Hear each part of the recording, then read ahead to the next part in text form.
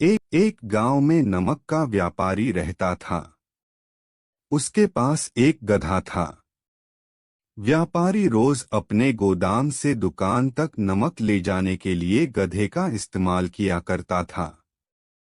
वह नमक को बोरी में भरकर गधे की पीठ पर लाद देता और उसके साथ साथ चलता हुआ दुकान तक आता था।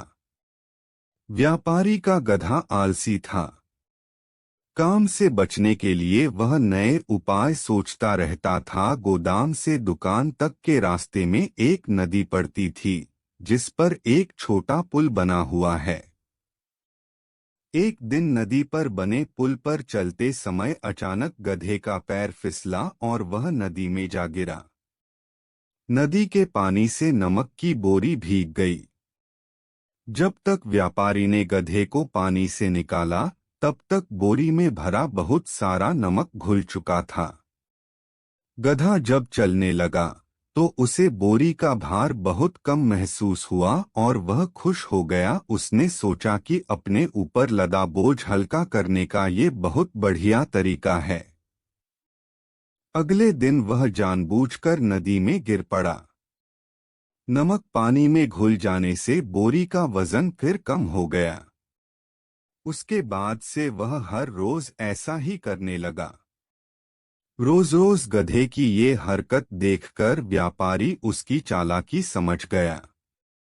उसने गधे को सबक सिखाने का फैसला कर लिया और अगले दिन बोरी में नमक के स्थान पर रुई भरकर गधे की पीठ पर लाद दिया। रुई हल्की थी। इसके बाद भी आलसी गधे ने सोचा कि क्यों न रोज की तरह नदी के पानी में गिरकर इस वजन को और कम कर लिया जाए। इसलिए वह जानबूझकर नदी में गिर पड़ा, लेकिन इस बार बोरी में नमक नहीं बल्कि रुई थी।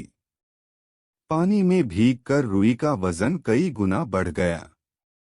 गधा जब उठकर चलने को हुआ तो इतने भारी बोझ से उसका बुरा हाल हो गया। उस दिन के बाद से उसने कभी आलस न करने का निर्णय किया। सीख: आलस का फल कभी न कभी मिल ही जाता है। एक ही उपाय हर बार कारगर सिद्ध नहीं होता।